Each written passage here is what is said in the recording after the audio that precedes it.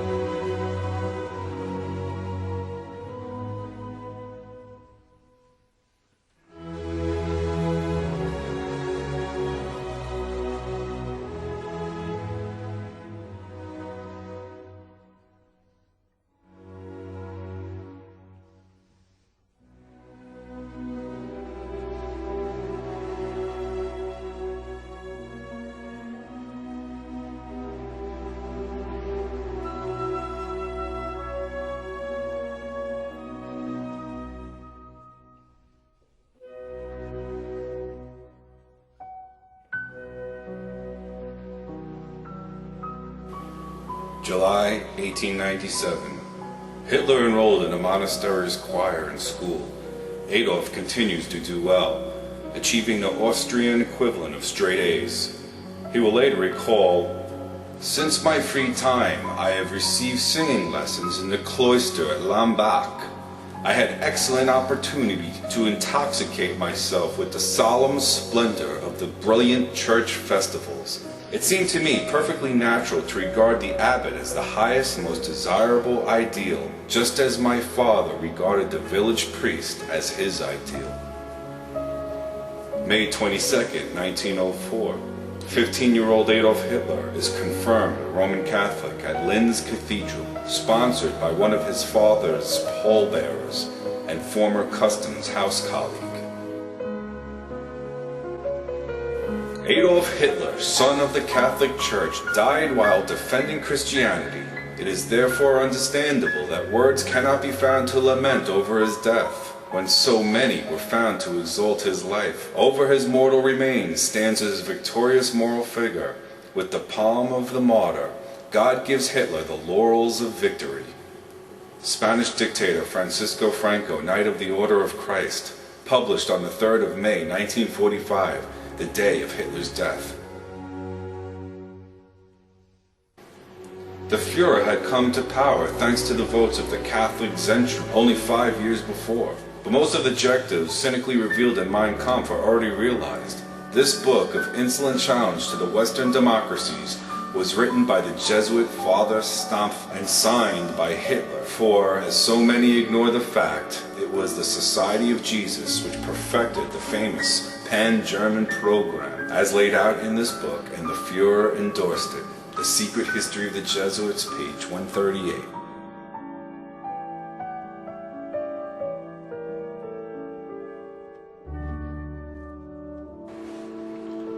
On 30 January 1933, Adolf Hitler was appointed Chancellor. On 23 March 1933, his government was given legislative powers through the Enabling Act and was passed by all Reichstag except for the Social Democrats and Communists, whose deputies had already been arrested. Hitler had obtained the votes of the Center Party, led by Prelate Ludwig Cass, by issuing oral guarantees of the party's continued existence and the autonomy of the Church and her educational institutions. He also promised good relations with the Holy See, which some interpret as the hint of a future concordat. Born in Trier, Cass was ordained a priest in 1906 and studied history and canon law in Trier and Rome. 1906, he completed a doctorate in theology, and in 1909, he obtained a second doctorate in philosophy. In 1910, he was appointed rector of an orphanage and boarding school near Koblenz. Until 1933, he devoted his spare time to scholarly pursuits. Later, Cass would frequently travel to Rome, where he would stay with Pacelli, and he experienced firsthand the new ladder entry, which he published on. In 1931 and 1932, continued as an advisor in negotiations for the Reich Concordat. That, however, came to nothing until 1933. 1933, on 15 March, Cass was the main advocate supporting the Hitler administration's Enabling Act in return for certain constitutional and allegedly ecclesiastic guarantees. Hitler responded positively via Franz von Papen. 23 March, Cass gave a speech outside Reichstag, voicing the center's support for the bill amid concerns put aside. This vote for the Enabling Act was a major step in the institution of the dictatorship of Adolf Hitler and is remembered as the prime example of a democracy voting for its own demise. Because of Cass's request for guarantees and because of his later involvement in the Reich Concordat negotiations, Cass and Papen traveled together to Rome and had discussions on the train. Von Papen assured Cass that a concordat with the new government was a sure thing. Cass had worked on the Reich Concordat for over 10 years. Now, Hitler was offering it. The liberal Social Democrats fiercely opposed the Enabling Act. Hitler needed a two-thirds majority, so the balance lay with the Zentrum, the Catholic Party. Zentrum leader Monsignor Ludwig Cass, a close friend and advisor to Eugenio Pacelli, the future Pope Pius XII, addressed the Reichstag.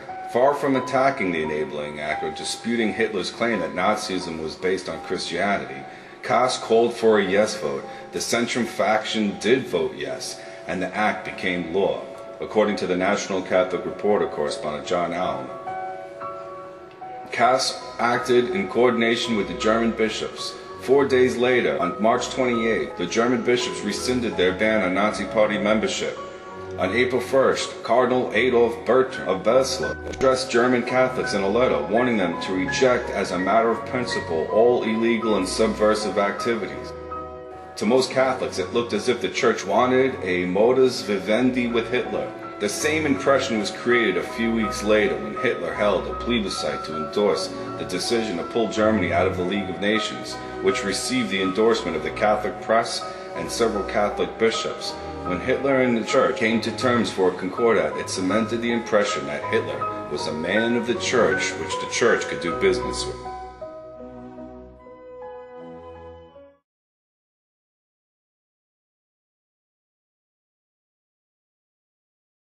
Signing the Concordat is Cardinal Pacelli, later to become Pope Pius XII. By 1933, he was the Vatican Secretary of State. Far left is Prelate Ludwig Cass, leader of the Center Party. Seated second from his left is Franz von Papen, who was a German nobleman, Catholic politician, general staff officer and diplomat, who served as Chancellor of Germany in 1932. Standing at the far right can be seen the little-known Vatican prelate, Montini, later to become Pope Paul VI. At a time when the heads of the major nations in the world faced the new Germany with cool reserve and considerable suspicion, the Catholic Church, the greatest moral power on earth, through the Concordat expressed its confidence in the new German government. There was religious freedom for Catholics during Nazi Germany per the terms of the Concordat between the Holy See and the German Reich. Article 1. The German Reich guarantees freedom of profession and public practice of the Catholic religion.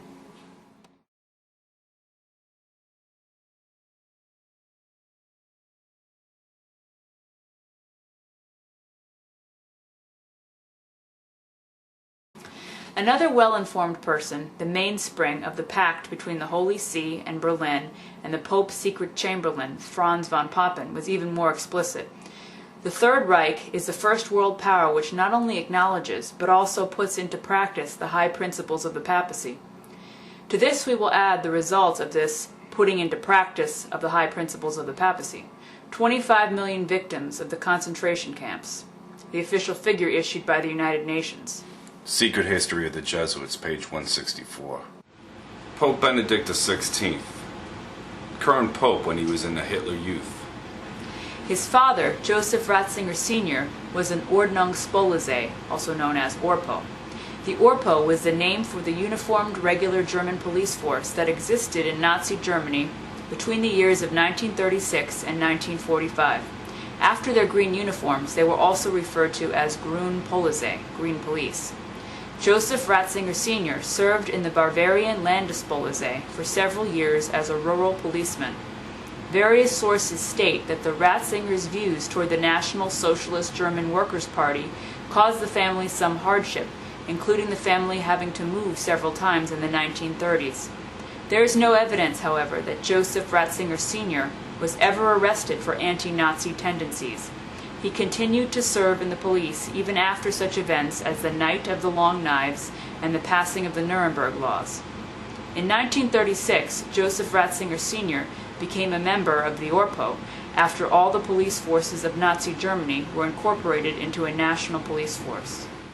Here are some pictures of Dominican monks serving meals to Nazis. You can see how this could play a role in the conscience of the Nazi. The religion he grew up in was supporting their fascism. Who is more evil? The Roman Catholic Church, of course, although the Nazis are not by any means innocent.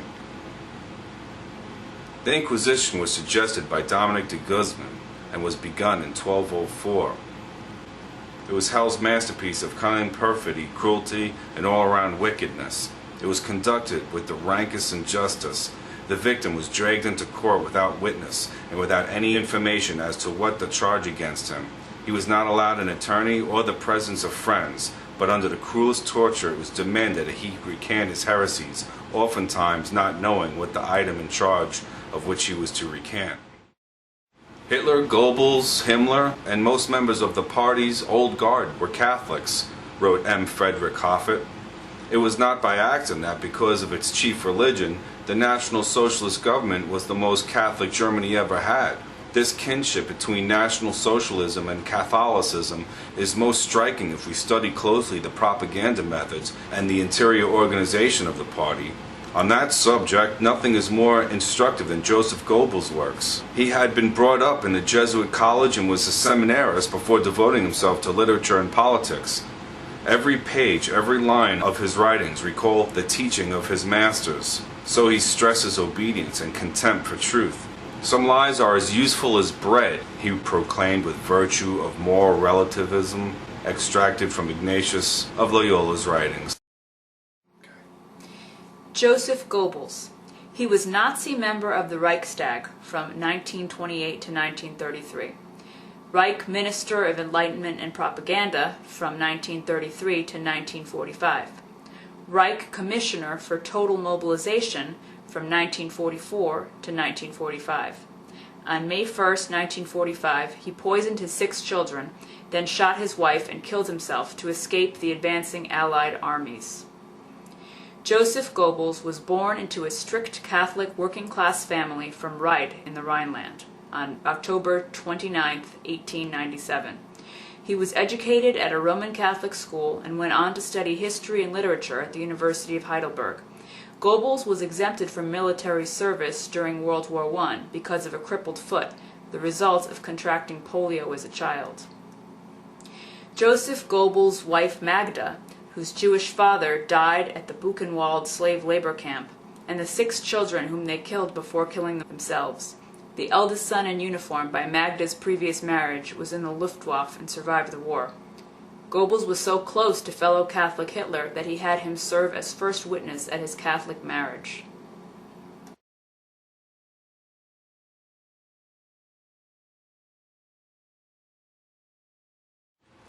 Heinrich Himmler, the son of a pious authoritarian Roman Catholic schoolmaster who had once been tutor to the Bavarian crown prince. His mother, Anna Maria Himmler, maiden name Hader, was also a devout Catholic. Kurt Heinrich Himmler, Reichsfuhrer of the SS, Gestapo, and German police forces, seemed to be one of the most impregnated by clericalism amongst the Catholic members of Hitler's entourage. His father had been director of a Catholic school in Munich, then tutor of Prince Ruprecht of Bavaria. His brother, a Benedictine monk, lived at the monastery of Maria Laach, one of the pan-German high places. He also had an uncle, Jesuit Himmler, who had held the important position of canon at the court of Bavaria. The German author Walter Hagen gives also this discreet information. The Jesuits' general, Count Halk von Ledachowski, was ready to organize, on the common basis of anti-communism, some collaboration between the German Secret Service and the Jesuit order. As a result, within the SS Central Security Service, an organization was created, and most of its main posts were held by Catholic priests wearing the black uniform of the SS. The Jesuit Father Himmler was one of its superior officers. After the Third Reich's capitulation, the Jesuit Father Himmler was arrested and imprisoned at Nuremberg. His hearing by the International Tribunal would have apparently been most interesting, but Providence was keeping a watchful eye. Heinrich Himmler's uncle never appeared before that court. One morning he was found dead in his cell, and the public never learned the cause of his death. Another highly placed Nazi, Walter Schellenberg, former chief of the German counter-espionage, completed this confidence from the Führer after the war.